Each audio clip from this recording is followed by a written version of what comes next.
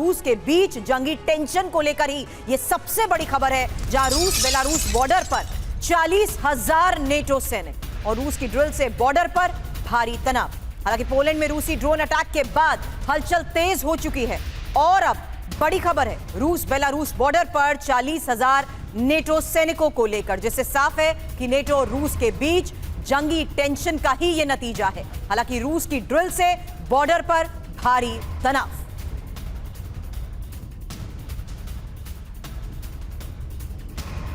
तो नेटो और रूस के बीच जंगी तैयारी को लेकर अब एक डिटेल इंफॉर्मेशन आपके सामने होगी। फिलहाल ये पहली बड़ी खबर है, रूस बेलारूस बॉर्डर पर 40,000 नेटो सैनिक। इस मूवमेंट का मतलब क्या है और रूस की ड्रिल से ही बॉर्डर पर बढ़ रहे भारी तनाव को लेकर एक्सपर्ट से करेंगे सवाल कि रूस नेटो में जंगी टेंशन को लेकर ही जिस तरीके से खबरें सामने आ रही हैं, वर्ल्ड वॉर 3 की आहट और नेटो की जंगी तैयारी के बारे में इस लिहाज से समझना जरूरी है समीर, जहां घातक टैंक हो या युद्धाभ्यास, भारी तनाव के इस हालात के बीच में हो रहे युद्धाभ्यास बहुत बड़ा संकेत है और घातक टैंकों के साथ साथ जिस तरीके से यह शक्ति प्रदर्शन किया जा रहा है वो बहुत बड़े संकेत दे रही है। बिल्कुल संकेत भी है और संदेश भी। रूस को संदेश दिया जा रहा है, रॉकेट लॉन्चर्स लगाए जा रहे हैं, बख्तरबंद गाड़ियां तैनात की जा रही हैं और 40,000 नेटो सैनिकों का मूवमेंट तो हमने आपको दिखाया ही। कुछ बड़ा होने वाला है चंद घंटों के भीतर, इसके आसार, इसकी आशंका नजर आती।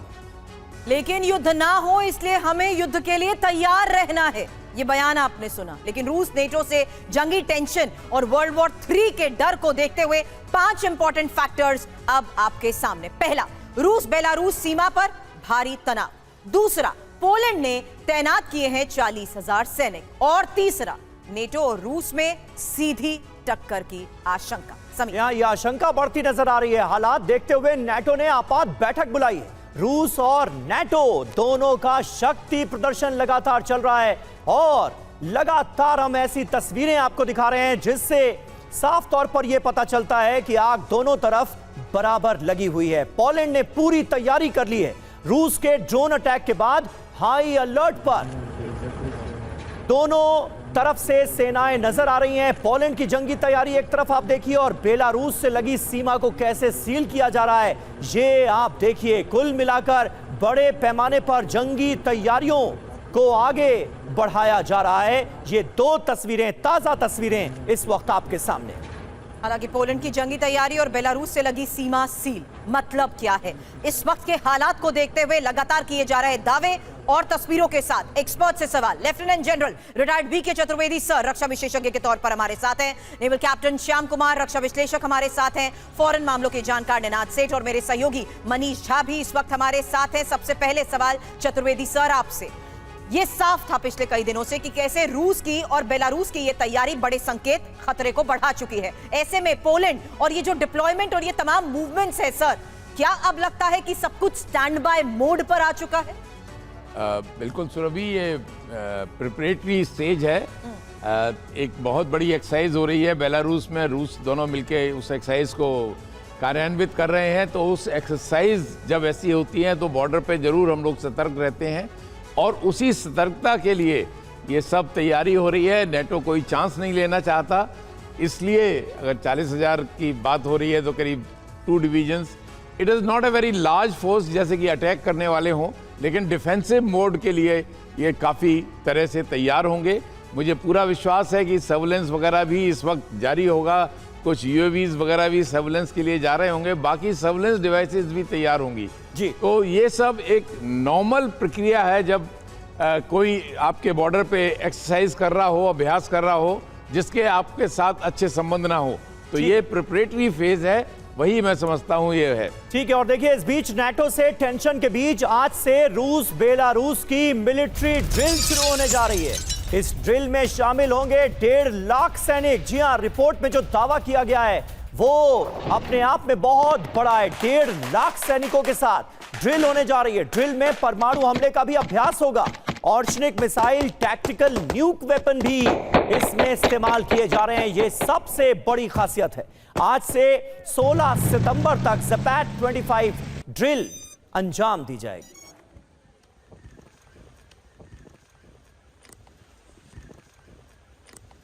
तो फिलहाल रूस बेलारूस की जंगी तैयारी, ये एक और बड़ी खबर और इस बारे में और डिटेल आपके सामने रखें उससे पहले खबर उस लिहाज से समझिए जहां साफ है इस ड्रिल को लेकर कि कैसे ड्रिल में अब 1.5 लाख सैनिक शामिल किए गए हैं। वहीं बेलारूस बॉर्डर पर पोलैंड की जंगी तैयारी को लेकर एक्सपर्ट से हमने सवाल किया, लेकिन एक और ऐसी तैयारी, और ये तैयारी रूस और बेलारूस की है जहां ड्रिल में सबसे बड़ी बात है कि परमाणु हमले का अभ्यास होगा। साथ ही ऑर्शनिक मिसाइल और टैक्टिकल न्यूक वेपन्स के इस्तेमाल को लेकर भी खबर बहुत बड़ी है। हालांकि आने वाले दिन यानी 16 सितंबर तक चलने वाली ज़ेपैड 25 ड्रिल के बारे में ही एक और बड़ी इंफॉर्मेशन अब आपके सामने। तो ये है रूस बेलारूस की जंगी तैयारी। नाटो से टक्कर लेने की पूरी तैयारी हो गई है। ज़ेपैड 2025 ये जो युद्धाभ्यास होने जा रहा है, वॉर ड्रिल होने जा रही है, ये आम वॉर ड्रिल नहीं है। रूस बेलारूस के सैनिक वर्सेस बेलारूस बॉर्डर पर नाटो जवान संख्या आप देखिए, एक तरफ 1.5 लाख सैनिकों को इकट्ठा किया जा रहा है, दूसरी तरफ 40,000 नाटो जवानों का मूवमेंट TV9 भारतवर्ष ने आपको दिखाया ही। यानी हालात बहुत तनावपूर्ण होते हुए नजर आ रहे हैं, बड़े पैमाने पर जंग की तैयारियां नजर आ रही। हालांकि इन्हीं ड्रिल्स को लेकर बड़ी खबर समीर यह है कि रूस बेलारूस ड्रिल में हाइपरसोनिक मिसाइल जैसे वेपन का इस्तेमाल, एयर डिफेंस सिस्टम, साथ ही परमाणु केपेबल ऑर्शनिक मिसाइल और टैक्टिकल न्यूक्लियर वेब के इस्तेमाल को लेकर बहुत बड़ी तैयारी इसे माना जा रहा है। जी हां, अब डर किस बात का है जो इतनी बड़ी तैयारियां की जा रही हैं। ड्रिल के दौरान एक छोटी सी गलती भी अगर हो गई तो महायुद्ध भड़क सकता है। सीमा उल्लंघन या लाइव फायरिंग से सीधी भिड़ंत की आशंका भी है। शक्ति प्रदर्शन, सैन्य टकराव का ट्रिगर बन सकता है। नाटो देश पर एक गलत हमले से आर्टिकल 5 एक्टिव हो जाएगा, जिसका मतलब है एक देश पर हमला, सभी देशों पर हमला और फिर सारे देश मिलकर कर देंगे आक्रमण। हालांकि इस हालात के बीच अब नेटो चीफ मार्क रूटे के बयान को लेकर भी खबर, जिससे रूस और नेटो के बीच की टेंशन भी साफ है। पोलैंड पर ड्रोन हमले को लेकर पहली बार अमेरिकी राष्ट्रपति डोनाल्ड ट्रंप ने भी बयान दिया है। ट्रंप ने कहा जो हो रहा है मैं उससे खुश नहीं हूं। तो ये अमेरिकी राष्ट्रपति का भी रिएक्शन सामने आया। तो अमेरिकी राष्ट्रपति डोनाल्ड ट्रंप कह रहे हैं कि जो हो रहा है उससे मैं बिल्कुल भी खुश नहीं हूं। पुतिन का यूरोप अभियान आरंभ हो गया है। पोलैंड के जरिए यूक्रेन पहुंचते हैं नाटो के हथियार। पोलैंड नाटो हथियारों की सप्लाई का दरअसल सबसे बड़ा हब है। बाल्टिक देश अपने हथियारों की खेप पोलैंड भेजते हैं। ब्रिटेन, फ्रांस, जर्मनी के हथियार भी इसी पोलैंड में पहुंचते हैं। नेदरलैंड्स और ऑस्ट्रिया के बारूद भी पोलैंड आते हैं। पोलैंड नाटो के हथियारों को यूक्रेन में सप्लाई करता है, इसलिए पोलैंड की भूमिका कितनी बड़ी है इसका आप अंदाजा लगा सकते हैं। रूस इसी सप्लाई रूट को काटने के लिए हमले कर रहा है, लेकिन ये हमले मनीष कहीं नाटो वर्सेस रशिया की जंग में तब्दील तो नहीं हो जाएंगे? ये अपने आप में सबसे बड़ा डर है, सबसे बड़ा खतरा है। बिल्कुल, देखिए बीते 48 घंटे के डेवलपमेंट ने यह बता दिया है कि रूस और नाटो के बीच तनाव इस वक्त सबसे अधिक चरम पर है। और सबसे बड़ी बात यह है कि नाटो के देश ने भी रूस के खिलाफ काउंटर तैयारियां कर रखी है, वो डिप्लॉयमेंट कर रखे हैं, उन्होंने अपने फाइटर जेट्स को लगा रखे हैं ताकि अगर रूस की तरफ से किसी भी तरह की गतिविधि हो तो उसका जवाब दिया जा सके। और उन्होंने जवाब दिया भी। जब पोलैंड में रूसी ड्रोन आए, चाहे जिस भी वजह से आए, पोलैंड कह रहा है वो गलती नहीं थी, रूस कह रहा है वो गलती से चले गए होंगे। एक लॉजिक ये भी है कि हो सकता है कि यूक्रेन ने इलेक्ट्रॉनिक वॉरफेयर का इस्तेमाल कर जानबूझकर उन्हें डाइवर्ट कर दिया ताकि मामला आगे बढ़े। लेकिन इन सब के बीच में आप देखिए कि रूसी ड्रोन को खदेड़ने के लिए उस वक्त F-35 का इस्तेमाल किया गया। तो ये बताता है कि बस दोनों पक्ष तैयार बैठे हैं कि कब ये लड़ाई हो जाए। यहाँ तक कि यूरोपीय देशों ने अमेरिका को भी कहा है कि रूस ने जानबूझकर ये सब किया ताकि प्रेसिडेंट ट्रंप ने जो पीस प्रपोजल को आगे बढ़ाया था उसको डिरेल किया जा सके। तो हालत इस तरह से है, इतना मिसट्रस्ट है कि एक छोटी सी चिंगारी अभी उस महायुद्ध को शुरू कर सकती है, जिसकी बार बार हम आशंका जता रहे हैं। लेकिन ऐसे में अब पोलैंड के सैनिकों को यूक्रेन का ट्रेनिंग देना एक और बड़ी खबर है, क्योंकि ड्रोन हमले से निपटने की ट्रेनिंग अब यूक्रेन देगा और ट्रेनिंग के लिए ड्रोन एक्सपर्ट्स भी भेजे जाएंगे। तो बढ़ते खतरे और इसी जंगी तैयारी के बीच एक और सबसे बड़ी खबर, जहां पोलैंड के सैनिकों को यूक्रेन ट्रेनिंग देगा और ड्रोन हमलों से निपटने की ट्रेनिंग। और इस बीच रूस के तोस्नो शहर पर नॉनस्टॉप हमले हुए हैं। यूक्रेनी हमले के बाद यहां पर एयर डिफेंस सिस्टम को किया गया है एक्टिव। रूस का ये तोस्नो शहर जहां पर नॉनस्टॉप हमलों के बाद लोगों में दहशत साफ नजर आई। यूक्रेनी हमले के बाद यहां पर एयर डिफेंस सिस्टम को एक्टिव किया गया है ताकि यूक्रेन और हमलों को अंजाम ना दे पाए। एक और बड़ी खबर, यूक्रेनी सेना के ठिकानों पर ड्रोन से हमले की ये तस्वीर, जहां हमले में यूक्रेनी सेना की गाड़ी को कैसे तबाह कर दिया गया, ये देखिए।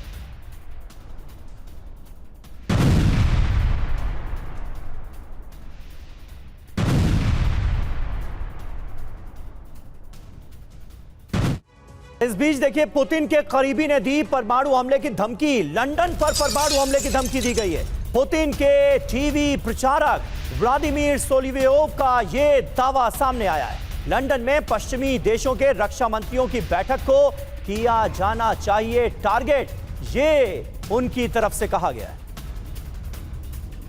हालांकि निनाद सर, अगला सवाल आपसे होगा, क्योंकि उससे पहले ये इंफॉर्मेशन और डिटेल जानकारी कि क्या अमेरिका पर सीधा हमला करेगा रूस, ये एक बहुत बड़ा सवाल है। और व्लादिमीर सोलिवेयोव ने फिलहाल क्या कहा है, पहले ये जानिए।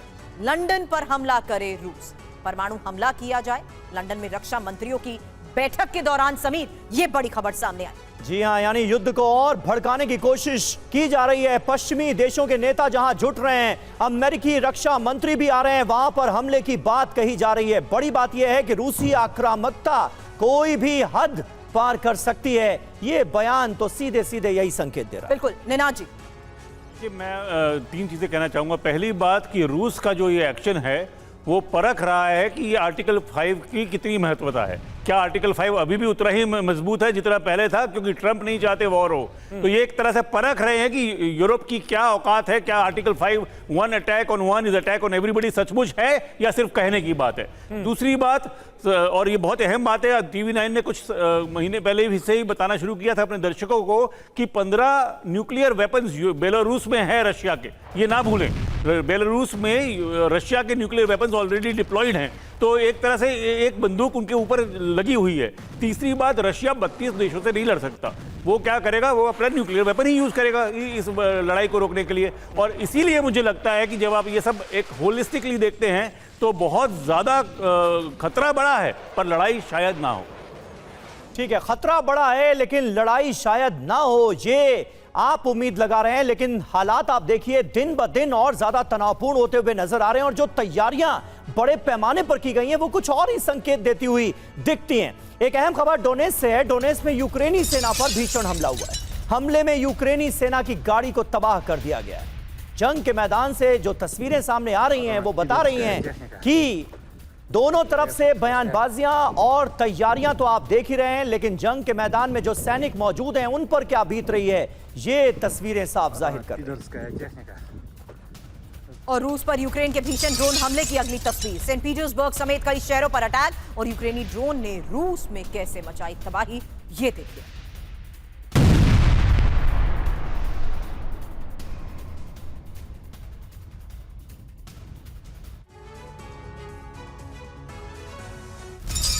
और अब ऐसी खबर जो ये जाहिर करती है कि पुतिन की आक्रामक नीति महायुद्ध की पटकथा लिख रही है। द न्यूज वीक के मुताबिक रूसी परमाणु पनडुब्बियां पिछले दिनों प्रशांत क्षेत्र में मौजूद थीं। रूस की परमाणु पनडुब्बियों ने अपना मिशन पूरा किया और फिर वापस रूस के कामचटका नेवल बेस पर आ गई।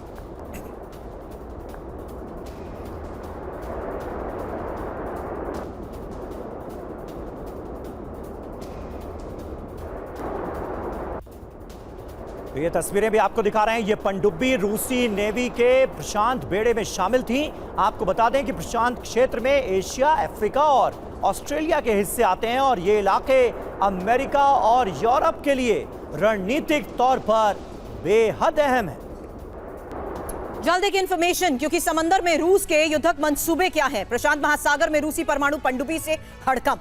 वहीं रूस की परमाणु पनडुब्बी ने लंबी दूरी तक गश्त भी लगाई, और रूसी नेवी ने अलेक्जेंडर 3 पनडुब्बी को काम पर लगाया। अलेक्जेंडर 3 पनडुब्बी परमाणु मिसाइलों से लैस है। अलेक्जेंडर 3 ने ही लंबी दूरी तय करके युद्धक तैयारियों की और जहां से रूसी पनडुब्बी गुजरी वहां अमेरिका की भी तैनाती। हालांकि प्रशांत क्षेत्र को बेहद गंभीरता से अमेरिका लेता है। ऐसे में सवाल ये कि आखिर रूस का इरादा है क्या, क्योंकि समंदर से सेकंड स्ट्राइक क्षमता का परीक्षण, रूस का रणनीतिक दबदबा और शक्ति प्रदर्शन, साथ ही अमेरिका और उसके सहयोगियों को भी संदेश, चीन रूस साझेदारी की मजबूती का प्रदर्शन। एक और बड़ी इंफॉर्मेशन, क्योंकि रूस ने प्रशांत महासागर में अपने इस मिशन में अलेक्जेंडर 3 नाम की पनडुब्बी का जो इस्तेमाल किया है, यह पनडुब्बी कितनी घातक है, इसी के साथ सबसे बड़ी बात, कितनी घातक रूसी पनडुब्बी अलेक्जेंडर 3 और इसको लेकर आ रही बड़ी खबर, क्या संकेत, क्योंकि परमाणु हथियारों से ये लैस है, पारंपरिक मिसाइल भी तैनात और साथ ही 16 बुलावा आईसीबीएम से ये लैस। इसके अलावा आईसीबीएम की रेंज 8000 से 10000 किलोमीटर है और 6 महीने समुद्र में ये रह सकती है। Advance sonar system, nuclear strike का अहम हिस्सा। ऐसे में समीर, युद्ध के बढ़ते इस हालात के बीच में, लगातार हो रही बयानबाजी और डिप्लॉयमेंट्स के बीच में, ये एक और समंदर में रूस की सबसे बड़ी तैयारी। नेवल कैप्टन श्याम कुमार, किस तरह से आप देखते हैं इस डेवलपमेंट को और समंदर में रूस की ये बड़ी तैयारियां आने वाले वक्त का कुछ संकेत दे रही हैं, क्या समझे आप? धन्यवाद समीर। सनो वरुणा, देखिए आईसीबीएम के साथ लैस न्यूक्लियर पावर्ड सबमरीन जब डिप्लॉय की जाती है तो एक क्रेडिबल डिटरेंस का तरीका होता है और ये हम जानते हैं कि सेकंड स्ट्राइक कैपेबिलिटी जो है, तीसरे ट्राइड के रूप में न्यूक्लियर सबमरीन जो है वर्ल्ड में सिर्फ 6 कंट्रीज के पास है और उसमें भारत भी एक है, रशिया और अमेरिका पहले से ही शामिल हैं।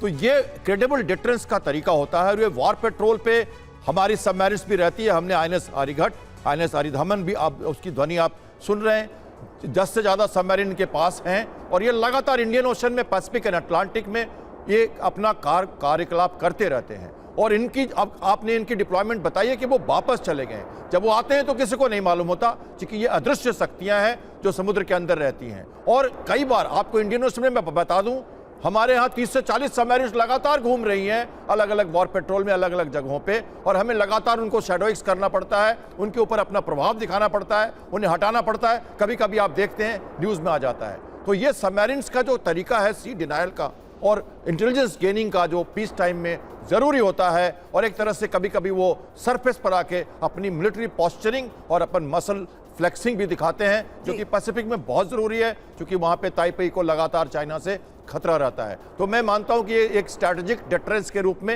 ये सबमरीन जिसमें बनाई गई है उसका उपयोग किया जा रहा है। एक बात करना चाहूंगा मैं, 2021 में मैं जपट की बात कर दूं जल्दी से। 2021 में हमने पहले एक्सरसाइज सुनी थी बेलारूस में और उसके बाद से वहां सेना हटाई नहीं गई और चुपचाप अटैक हुआ उक्रेन पे।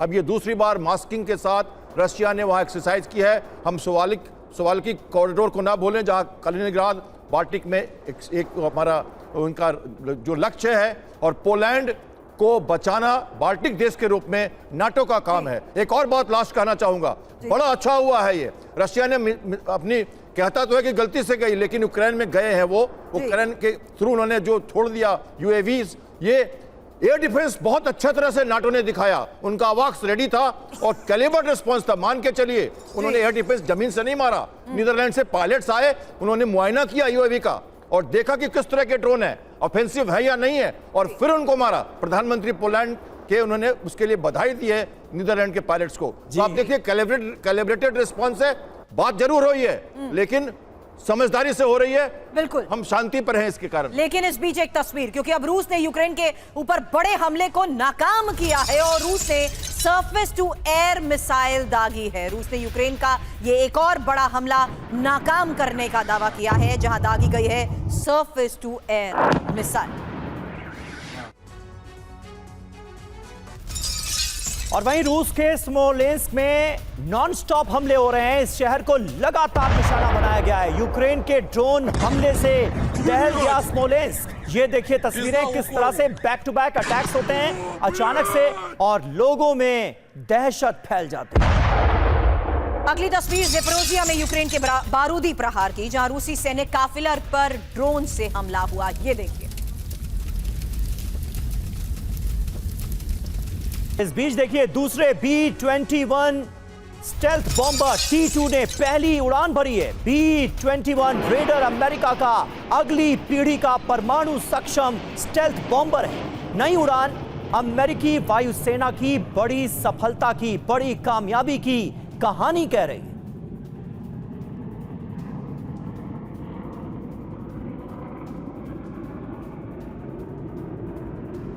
अब B-21 रेडर की क्षमता, डिटेल इंफॉर्मेशन आपके सामने। स्टेल्थ टेक्नोलॉजी, रडार की पकड़ में ये नहीं आता है और बेहद आधुनिक स्टेल्थ डिजाइन, क्योंकि लंबी दूरी तक हमला कर सकता है। इंटरकॉन्टिनेंटल रेंज में उड़ान और हवा में ईंधन भरवाने की भी सुविधा। यहां परमाणु और पारंपरिक हथियारों को ले जाने में सक्षम और जल थल वायु के जरिए परमाणु हमला कर सकता है। ये AI और नेटवर्क सेंट्रिक युद्ध जो है वो इसके जरिए लड़ा जा सकता है। आर्टिफिशियल इंटेलिजेंस और एडवांस कम्युनिकेशन सिस्टम इसमें लगा है। ड्रोन और युद्धक विमानों के साथ ये हमला कर सकता है। हालांकि सस्ता है और आसान भी, क्योंकि B-2 की तुलना में B-21 को बनाए रखना भी ज्यादा किफायती है। और अहम खबर है, देखिए पोलैंड पर किसी भी वक्त फिर रूसी हमला हो सकता है। पोलैंड को लेकर यूक्रेन के राष्ट्रपति जेलेंस्की ये दावा कर रहे हैं। यूक्रेन को एयर डिफेंस सिस्टम हासिल करने से रोकने के लिए पोलैंड पर हमला हो सकता है। सर्दियों में यूक्रेन पर भी बड़े हमले का प्लान रूस बना रहा है, ये जेलेंस्की कह रहे हैं। जेलेंस्की के बयानों पर जरा गौर कीजिए। ऐसा लगता है कि हालात को और ज्यादा भड़काने की कोशिश हो रही है। जेलेंस्की ने कहा सर्दी में यूक्रेन पर बड़ा हमला कर सके, इसलिए रूस चाहता है कि हमें एयर डिफेंस सिस्टम ना मिले। तो पोलैंड पर फिर हमला करेगा रूस, एक बहुत बड़ा सवाल, क्योंकि ये फिलहाल एक बड़ी खबर आपको बता दें, जहां पोलैंड का आरोप दूसरा बड़ा अटैक होने वाला है। 19 रूसी ड्रोन अटैक नाकाम भी किए हैं। हालांकि यहां आपको बता दें कि जेलेंस्की की तरफ से कहा गया है पोलैंड पर किसी भी वक्त बड़ा हमला रूस कर सकता है। रूस चाहता है नेटो देश यूक्रेन को एयर डिफेंस सिस्टम ना दे। बड़ी बात ये, सर्दियों में यूक्रेन पर बड़े हमले की फिराक में रूस और एयर डिफेंस नहीं मिले तो रूस के लिए हमले आसान भी होंगे। हालांकि पोलैंड पर ड्रोन अटैक से रूस ने नेटो की परीक्षा भी ली है। और अहम खबर है, बड़े हमले की तैयारी में रूस। नाटो से जंग की बहुत बड़ी रूस भी तैयारी कर रहा है। जी हां, रूस में 2,80,000 कॉन्ट्रैक्ट सैनिकों की भर्ती की खबर आ रही है। पिछले 8 महीनों में लाखों सैनिकों की भर्ती की गई है, उन्हें रिक्रूट किया गया है। यूक्रेनी मिलिट्री इंटेलिजेंस के डेप्यूटी हेड ये सनसनीखेज दावा कर रहे हैं। 3,43,000 नए सैनिकों की फौज तैयार कर रहा है रशिया। तो यानी पुतिन का ये एक और युद्धक प्लान। इंफॉर्मेशन, रूस ने इस साल 2,80,000 कॉन्ट्रैक्ट सैनिकों की भर्ती की है। रूस साल के अंत तक 3,43,000 सैनिकों की भर्ती करेगा और अब हर महीने रूस में 35,000 नए सैनिकों की भर्ती भी हो रही है। हालांकि हर सैनिक को $24,612 की सैलरी का ऑफर, और यूक्रेनी इंटेलिजेंस एजेंसी के डेप्यूटी हेड इसको लेकर बड़ा दावा कर रहे हैं। ऐसे में मनीष, इसे किस लिहाज से देखा जाए? क्या ये इस बात का संकेत है युद्ध और लंबा खिंचेगा, या क्या ये इस बात का संकेत है कि रूस भी बहुत हद तक वल्नरेबल हो चुका है इस सिचुएशन में? देखिए, जहां तक सवाल है, आज की तारीख में ग्राउंड पर रूसी सेना मजबूत है। रूस की आर्मी में अभी फिलहाल उनके अपने लोग पर्याप्त मात्रा में हैं, लेकिन हाँ, एडिशनल रिक्रूटमेंट चल रहे हैं। बल्कि भारत सरकार ने भी चिंता जताई है इस बात को लेकर कि बहुत से लोगों को नौकरियों के नाम पर रूस भेजा जा रहा है और फिर उसकी सेना में भर्ती की जा रही है। इस तरह के इंसिडेंट दोनों तरफ से हो रहे हैं। आजकल एक नया दौर चला है, नया फैशन चला है, जिसमें युद्ध में जो प्राइवेट भर्तियां की जाती है और उसको युद्ध क्षेत्र में भेज दिया जाता है, और वो सब करते हैं। अब बस अंतर यह है कि अमेरिका उससे कॉन्ट्रैक्टर के नाम पर रखता है, और जब दूसरे देश करते हैं तो वहाँ कहा जाता है कि वहाँ पर लोग नहीं है, इसलिए ऐसा किया जाता है। लेकिन इन सब से अलग अगर आप देखें तो रूस दरअसल अपनी तैयारियों में कमी नहीं रखना चाहता है। ये रूस की तैयारियां ही थी कि पिछले 3 साल से वो इस युद्ध में अमेरिका समेत 30 देशों के सपोर्ट के बावजूद यूक्रेन में डटा रहा, और आने वाले समय में भी रूस को इस बात की उम्मीद है, आशंका है कि देर सवेर नाटो भी लड़ेगा ही, और इसलिए वो अपनी तैयारियों में कमी नहीं रखना चाहता। आप पोलैंड का उदाहरण देख लीजिए। रूस कह रहा है कि भाई मैंने ड्रोन नहीं भेजे थे। रूस ये कह रहा है कि हमारा पोलैंड में कोई टारगेट ही नहीं है। रूस कह रहा है कि अगर गलती से चले गए होंगे तो उसके लिए सॉरी। पोलैंड कह रहा है नो नो नो, सॉरी से काम नहीं चलेगा, तुमने भेजे थे। अब आप देखिए जेलेंस्की के बयान को इसके साथ जोड़ दीजिए। जेलेंस्की को पहले से ही पता है कि आने वाले समय में फिर ड्रोन आएगा। हो सकता है कि जेलेंस्की इस मामले को एग्रीवेट करना चाहते हैं ताकि रूस और नाटो की लड़ाई शुरू हो जाए और जेलेंस्की उसके बाद आराम से बैठकर सारा माजरा देखे। बिल्कुल, और दोनों ही पक्षों में एक दूसरे पर भरोसा बिल्कुल नजर नहीं आ रहा है। ट्रस्ट डेफिसिट तो जाहिर है ही, तभी इतने सालों से ये जंग चल रही है और बातचीत से कोई हल निकल नहीं पा रहा है। अहम खबर है, रूस के घातक हमले से दहल गया सूमी। यूक्रेनी सेना के ठिकाने पर ड्रोन अटैक हुआ। हमले में यूक्रेनी सेना को भारी नुकसान पहुंचा है। तस्वीरें देखिए। अब यूक्रेन के कुपियांस पर विनाशकारी हमला। यूक्रेनी सैन्य ठिकाने पर ड्रोन से हमले की ये तस्वीर, जहां इसी हमले में यूक्रेनी सेना की कई गाड़ियों को तबाह करने का दावा किया गया। और वहीं रूस के तोस्नो शहर पर भी बारूदी प्रहार हो गया है। यूक्रेन के हमले से यहां पर तबाही मच गई है। रूस के तोस्नो शहर की तस्वीरें आप देखिए। एक बड़ा हिस्सा आग की चपेट में नजर आता है हमले के फौरन बाद। और नया एंटी बंकर बॉम्ब बनाने में जुटा अमेरिका। बड़ी खबर, अमेरिकी रक्षा कंपनी को दिया गया है कॉन्ट्रैक्ट और 24 महीने में बनेगा पेनिट्रेटर बंकर बस्टर बॉम्ब का प्रोटोटाइप पास होने के बाद बड़े पैमाने पर प्रोडक्शन होगा।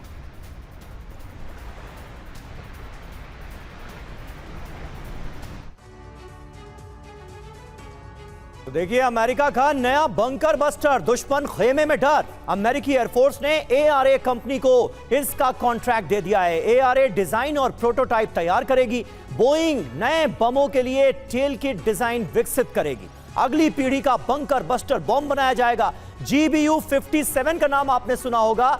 ये उससे भी घातक बंकर बस्टर बम तैयार किया जा रहा है। नई जरूरतों के हिसाब से इसे डिजाइन किया जा रहा है। हालांकि ईरान में किस बंकर बस्टर का इस्तेमाल किया गया? GBU-57 का इस्तेमाल हुआ था। 13.6 टन वजनी वो बॉम्ब ईरानी परमाणु ठिकानों पर जिस पर हमला किया गया, फोर्दो, नातांज, इस्फहान पर अटैक किया गया था। तो जंग के मैदान से जुड़ी तमाम डेवलपमेंट से जुड़ी हर खबर से आपको TV9 भारतवर्ष वाकिफ करा रहा है। अपने तमाम खास मेहमानों को बहुत बहुत शुक्रिया अदा करना चाहेंगे आज हमारे इस कॉन्क्लेव को ज्वाइन करने के लिए।